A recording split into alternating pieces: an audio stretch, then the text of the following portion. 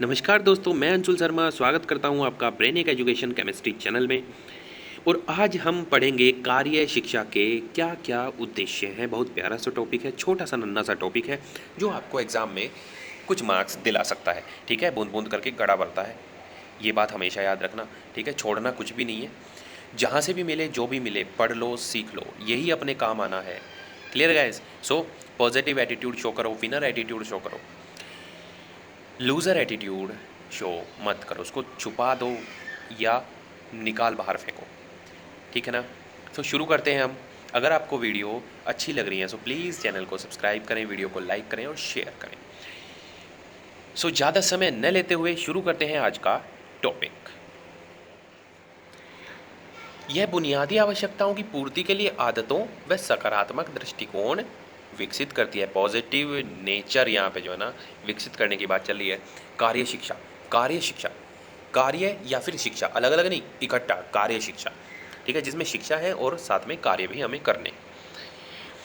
अपने second point है, अपने परिवेश के प्रति जागरूकता उत्पन्न करती है जहाँ पे हम रहते हैं। जब हम सामाजिक कार्य करेंगे, व्यवहारिक, ठीक है, तो हमारा व्यवहार परिवर्तन होगा और समाज में हो रही घटनाओं से हम अवगत होंगे। Clear guys? सो हम जागरूक होंगे अपने परिवेश के प्रति। थर्ड पॉइंट है, मानव तथा पर्यावरण के मध्य अंतः निर्भरता विकसित करती है। अंतः निर्भरता है इंटर डिपेंडेंसी, मतलब एक दूसरे के ऊपर डिपेंड हैं हम। ठीक है भाई, हम प्रकृति में हैं तो एक दूसरे के ऊपर डिपेंड हैं। ये एक साइकिल है, लाइफ साइकिल आपने पढ़ी होगी। ठीक है, तो मानव तथा पर्यावरण के मध्य अंतः निर्भरता विकसित करती है। हम कार्य करेंगे, प्रकृति के अनुरूप करेंगे तो सब कुछ अच्छा चलता रहेगा। नहीं करेंगे तो हमारे लिए ही बुरा होगा। हम प्रकृति का कुछ बिगाड़ नहीं पाएंगे, वो एक झटके में अपने को वापस से हील कर लेगी। जैसे कि आपने देखा होगा कि अभी का एग्जांपल देता हूँ जो चल रहा है, कोरोना पेंडेमिक, है ना। ये आप देख ही रहे होंगे कि क्या किया प्रकृति ने। एक महामारी आई जिसने सारे पूरे वर्ल्ड को बंद करा दिया। ठीक है, बंद करा दिया तो धूल धुआं ये सब चीज़ें रुक गई तो प्रकृति ने वापस से जो एयर पोल्यूशन था उसको रिड्यूस कर दिया। क्लियर है गाइस?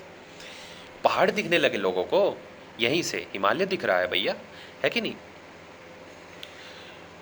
पॉइंट नंबर 4, सामाजिक मानव मूल्यों की समझ विकसित करती है। सामाजिक मानव मूल्य होते हैं सोशल ह्यूमन वैल्यूज़, है ना, जो हम समाज के प्रति जो हमारे आदर्श हैं। ठीक है, जैसे कि क्या बोल सकते हैं हम, नियमितता है, नीचे दिए गए हैं, क्या बोल सकते हैं, क्या नीचे दिए गए हैं, 5th पॉइंट, नियमितता है, नियमित रहना है, समय की पाबंदी है, स्वच्छता का ध्यान रखना है, आत्मनियंत्रण करना है, दृढ़ता, कर्तव्य पालन करना है ना, भावनाओं की समझ हमें रखनी, श्रम साध्यता आदि। ये केवल पुस्तकीय ज्ञान या उपदेशों को सुनकर विकसित नहीं किए जा सकते। ठीक है, ये कैसे किए जा सकते हैं, हमें समाज में जाना पड़ेगा, कार्य करने पड़ेंगे। ऐसे नहीं स्कूल में बैठ के मैं आपको समय की पाबंदी नहीं बता सकता। ठीक है, मैंने बता दिया आपको थियोरेटिकल, हाँ समय के पाबंद होने चाहिए, नियमित यहाँ पे आना चाहिए, यह फलाना, लेकिन बाहर सामाजिक परिवेश में बहुत सारी, जरूरी नहीं कि स्कूल ही टाइम पे आना है वही समय की पाबंदी हुई, और जगह भी बहुत सारी जगह यहाँ समय पे आपको पहुँचना रहेगा और आप वहाँ लेट जा रहे हैं, झूमते घूमते नाचते गाते हैं कि नहीं, तो ऐसे कैसे चलेगा। तो इसको आप क्या है कि समाज में रहकर ही वहाँ पे सीख सकते हैं इन गतिविधियाँ करके। पॉइंट नंबर 6, सभी बच्चों में कलात्मक व सृजनात्मक अभिव्यक्ति होती है। हमारे अंदर कुछ छुपे हुए गुण होते हैं, कुछ लोग उनको पहचान जाते हैं, कुछ लोग उनको पहचान नहीं पाते। जो पहचान नहीं पाते वो सोचते रहते हैं कि आखिर मैंने जन्म क्यों लिया भैया, करना क्या है मुझे, है ना, गोल गोल घूमते हैं, कभी ये काम करते कभी वो काम करते हैं। तो पहचानना, ठीक है, इसी से फ़ायदा होगा। कैसे कि जो गुण हमारे अंदर हैं अगर हमने उसको पहचान लिया तो हम उसमें क्या ना, गुण का मतलब ये है कि हम उस फील्ड में बहुत अच्छा कर सकते हैं। सो अपने अंदर अंतर्निहित गुणों को, अंतर्निहित शक्तियों को पहचानो, उनको विकसित करो और समाज के लिए कुछ अच्छा करो और अपने लिए भी कुछ, क्योंकि समाज के लिए अच्छा होगा तो आपके लिए भी बहुत कुछ अच्छा होगा। ठीक है, सो ये कैसे हम सीख सकते हैं, गतिविधियों द्वारा हम सीख सकते हैं। बहुत सारे काम हम कर रहे हैं, मान लिया, ठीक है, गतिविधियाँ कर रहे हैं, तो हम क्या काम बेस्ट कर रहे हैं ये हमें पता लग जाएगा। अगर हम कुछ कर ही नहीं रहे तो पता कैसे चलेगा कि हम क्या बेस्ट कर सकते हैं। यह नेतृत्व क्षमता की भावना, नेतृत्व कौशल को उत्पन्न करती है। कैसे उत्पन्न करती है, जैसे कि कुछ बच्चे हैं क्लास में, आपने भी देखा होगा, आप में से भी कुछ होंगे ऐसे कि सोचते रहे, टीचर ने कुछ बोला या ऐसे ही बोला कि जिसका मन हो, कोई क्वेश्चन उसने पूछा और बोला कि जिसका मन हो वो खड़े होकर आंसर दे दे। ठीक है, आप पे ही छोड़ दिया निर्णय।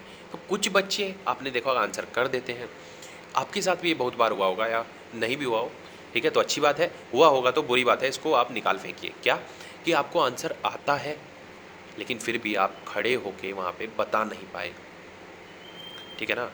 सो इन बच्चों को बोलते हैं हम अंतर्मुखी बच्चे, ठीक है।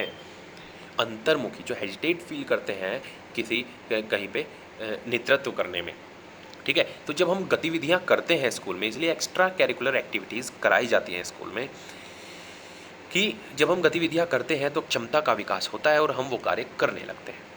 पॉइंट नंबर 8, आवश्यक जीवन कौशलों का विकास जैसे रचनात्मक सोच, समालोचनात्मक चिंतन, सहानुभूति आदि का विकास करती है कौन? कार्य शिक्षा।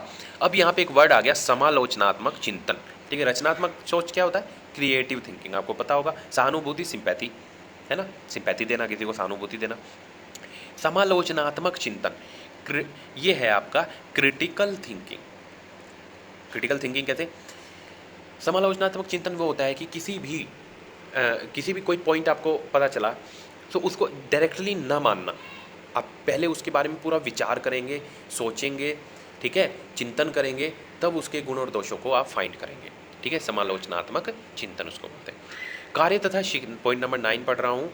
कार्य तथा शिक्षा के मध्य संबंध स्थापित करती है। संबंध लिखा हुआ है, ठीक है, गड़बड़ हो गया था। कार्य तथा शिक्षा के मध्य संबंध स्थापित करती है। कार्य शिक्षा क्या करती है? कार्य और शिक्षा के मध्य संबंध स्थापित करती है। शाला तथा समुदाय के मध्य संबंध स्थापित करती है, जैसे कि कार्यशाला। कार्यशाला जहाँ पे हम स्पेसिफिक कोई कार्य करते हैं, और समुदाय जो समुदाय होता है, ठीक है, वहाँ पे समाज। Clear guys? समुदाय होता है कबीला टाइप कह लो, ठीक है ना, कि हाँ ये समुदाय के लोग हैं, ये समुदाय के लोग हैं। तो उन दोनों के मध्य क्या करती है? संबंध स्थापित करती है, ठीक है ना, क्योंकि सामाजिक कार्यों को हम वहाँ पे जोड़ देते हैं। विद्यालयों से जोड़ देते हैं, है कि नहीं। तो शाला का मतलब है कि कोई एक निश्चित कहीं पे जगह जहाँ पे स्पेसिफिक कार्य होते हों, लेकिन अब वहाँ पे क्या है, सभी कार्य होने लगे। तो शाला तथा समुदाय के मध्य संबंध स्थापित हो गया। अब सामुदायिक कार्य भी, सामाजिक कार्य भी वहाँ पे होने लगे। Clear guys? सो ये 10 पॉइंट्स मैंने जो आपको बताए हैं, ये है कार्य शिक्षा के क्या उद्देश्य हैं, ठीक है। उनको वो करना क्या चाहते हैं, वो ऐसा करना चाहते हैं, ठीक है। अगर हम कार्य शिक्षा प्रणाली से पढ़ेंगे, उस वक्त जब ये आई नहीं थी तब की बात है, ठीक है, तो ऐसा हो जाएगा। परिवेश के प्रति जागरूक होंगे, मानव पर्यावरण के मध्य अंतर्निर्भरता विकसित होगी, सामाजिक मानव मूल्यों की समझ विकसित होगी, ठीक है। नियमितता, समय की पाबंदी, स्वच्छता, नियंत्रणता, दृढ़ता, कर्तव्य भावना, समझ, ये सब चीज़ें विकसित होंगी, ठीक है। कलात्मक सृजनात्मक अभिव्यक्ति विकसित होगी, ठीक है। नेतृत्व क्षमता विकसित होगी, जीवन कौशलों का विकास होगा, कार्य शिक्षा के मध्य संबंध स्थापित होगा, और शाला समुदाय के मध्य संबंध स्थापित होगा। Clear guys? सो आज की वीडियो यहीं पे फिनिश करते हैं। 8 मिनट की वीडियो नहीं, ज़्यादा की होगी शायद, 9 मिनट की वीडियो हो गई, ठीक है, अप्रोक्स। और नेक्स्ट वीडियो में मिलते हैं कुछ नए पॉइंट्स के साथ में। तब तक के लिए आप इनको नोट करें, अपने नोट्स में लिखें, इनको पढ़ें, ठीक है ना, और अपने जीवन में उतार लें, ताकि वापस से आपको पढ़ने की नीड ना हो और पेपर में आप अच्छे मार्क्स लेके आ सकें। Clear guys? So till then पढ़ते रहें, आगे बढ़ते रहें। All the best.